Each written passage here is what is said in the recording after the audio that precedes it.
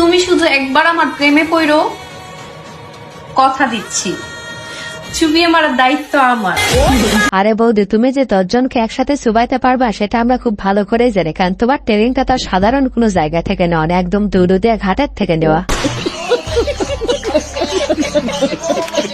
Guys, ভাতার খোঁজার জন্য আসছি, ভাতার খোঁজার জন্য কমলাপুর রেল স্টেশনে। আরে বান্ধবী, কমলাপুর স্টেশনে তো আর ভাতার পাবে না, যেহেতু এত দূর গেছোই, ওইখান থেকে আর 10 টাকাতে দৌলদিয়া ঘাটে যাও, দেখো ওইখানে কোনো ভাতারের অভাব হবে না। পার্টনার যদি দুর্বল হয় তাহলে কি খেলা যাবে? জমে না, খেলা হইতে হইব সমানে সমানে। পার্টনার যদি ভালো না হয় সে খেলাকে ভাল লাগে। আরে বান্ধবী, পার্টনার তোর বানানোতে সমস্যা নাই, সমান সমান করে নেবা। ধরো তুমি একা, তোমার পার্টনার 5 জন, তাহলে তো খেলা জুবে যাবে।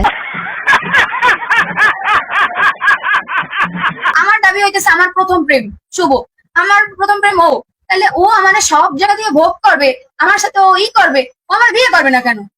আয়েস আরাম, আর কিচ্ছু লিগে না, চোদনা খাওন, আর কিচ্ছু না। আরে বান্ধবী, শুভ এসেছিল মধু খাওয়ার জন্য, সে মধু তুমি খাইয়ে দিছো, তাহলে শুভ এখন থেকে কি করবে? মধুর চাক পাহারা দেবে? দুধের উপরে কি পরে? দুধের উপর সম্ভবত ব্রা পরে।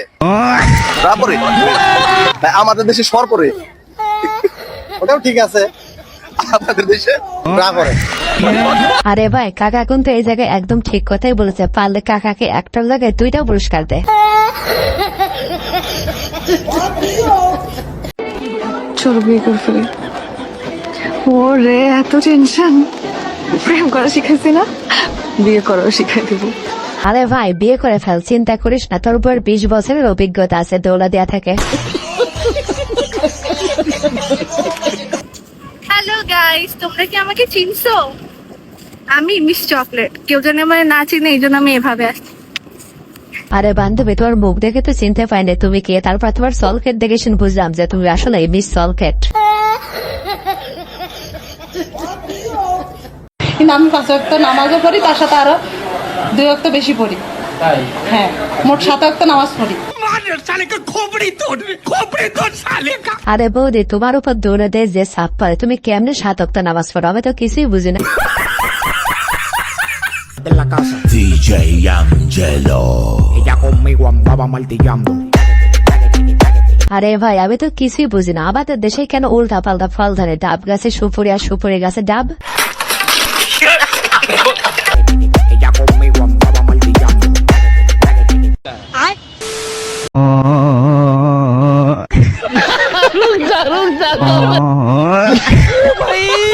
मारो मुझे मारो मारो मुझे मारो।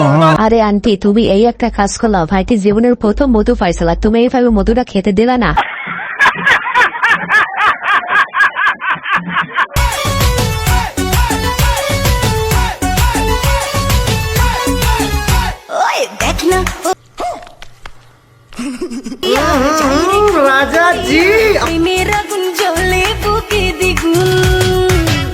আরে ভাই, আমি ভাবতেছি এরকম 2-3টা গাই নিয়ে একটা কোম্পানি করে ফেলবো, তাহলে বাংলাদেশ আর মিল্কের চাহিদাই থাকবে না।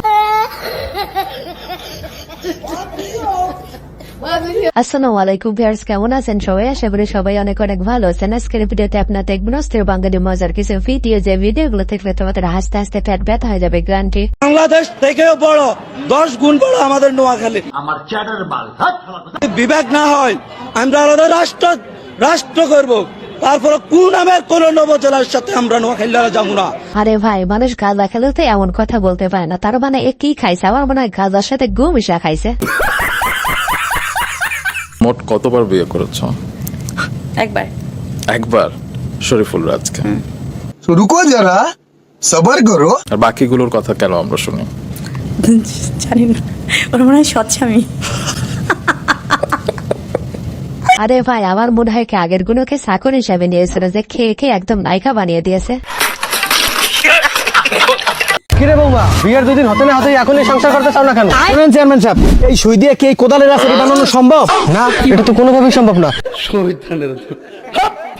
কিন্তু সংসারের সাথে এই সুই কোদালের সম্পর্ক কি? চেয়ারম্যান সাহেব কি বলো তো সাধারণ বিষয় ধরেন চেয়ারম্যান সাহেব একটা সমুদ্রের মধ্যে ঢেউ তুলতে হবে, বলেন কি সেখানে কি একটা মার্বেল ফেলে ঢেউ তোলা সম্ভব? না না, এটা তো কোনোভাবেই সম্ভব না। আমি এটাই বুঝাতে চেয়েছি, ওইভাবে ওর সাথে সংসার করা সম্ভব না। কি পরশু করলাম বিয়া, কাল করলাম বাসর, আজকেই আমার ইজ্জত নিয়ে কথা। চেয়ারম্যান সাহেব, আপনি ওর কথা মোটেও বিশ্বাস করবেন না। আপনার যদি বিশ্বাস না হয় আমার পাওয়ার সম্পর্কে আপনার বউর কাছে জিজ্ঞেস করে দেখুন। আমি পারি না আর পারি না। মারো মুঝে মারো। এই রে, মুখ পরিষ্কার সত্য কথা বেরিয়ে গেল রে। আরে ভাই, তুমি নিজের বাড়িতে ঠিক মতো খাদল করতে পারো না, আর চেয়ারম্যানের বাড়িতে যাও মাঠে কাটতে, তাই হইলো? আমি তোকে 10 লাখ টাকা দিচ্ছি, তুই আমার মেয়েকে ছেড়ে দে। 10 লাখ টাকা আমি বিক্রি হয়ে যাব? আমার ভালোবাসা কি এতটাই দুর্বল? বলেন কি? আজকে আপনার মেয়েকে আমি পালিয়ে বিয়ে করব। ঠিক করলেন না আপনি এটা? রুকো যারা। হ্যালো বাবা, তুমি আমাকে 5 লাখ টাকা দিয়ে দাও, আমি ওকে ছেড়ে দেবো। আরে বান্ধবী, তুই আবার উপমান করে দিলি যে মেয়ে মানুষ টাকা ছাড়া আর কিচ্ছু বুঝে না। নিঃসন্দেহে তুই ঠিক কথা বলেছিস। তুই আমার বোনের লাইফ থেকে যাওয়ার জন্য কি চাস বল? মার্সিডিজ কার। ভাই তুই ওরেই নিয়ে যা যা।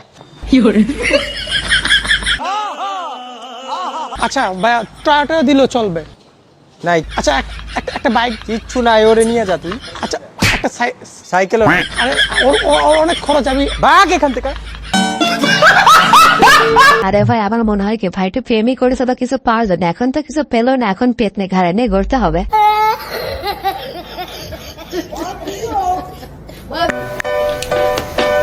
হ্যালো, হ্যাঁ বলো। বলছি কি, আমি যদি হারিয়ে যাই তাহলে তুমি কি করবে? রুকো যারা। তুমি হারিয়ে গেলে আমি টিভিতে পেপারে সব জায়গায় অ্যাড দিয়ে দেবো। অ্যাড দিয়ে কি বলবে? অ্যাড দিয়ে বলবো আমার বউ যে পাবে তার।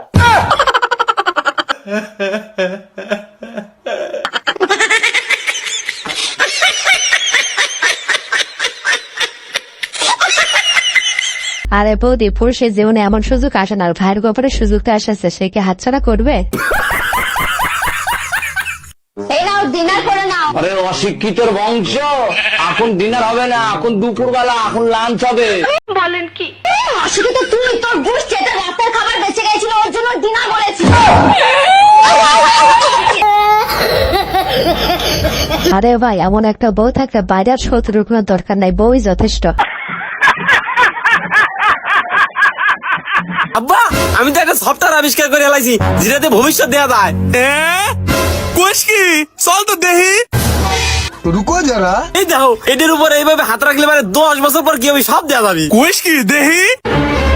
না ভাই, তোর মারাতা, তোর মতো বুড়োকার কয়দিন বসে খাবো। তো মাথা খা দিল। তোর মাথা খাওয়ার কিছু কয় রে। আরে বন্ধু, এই কথা যদি মনে থাকে তাহলে জীবন আর এমন জিনিস কোনোদিন আবিষ্কার করবে না। ভিউয়ার্স, আজকের ভিডিওটা এই পর্যন্ত। ভিডিওটি ভালো লাগে থাকলে অবশ্যই লাইক, কমেন্ট, শেয়ার এবং সাবস্ক্রাইব করে আমাদের পাশে থাকবেন। ধন্যবাদ।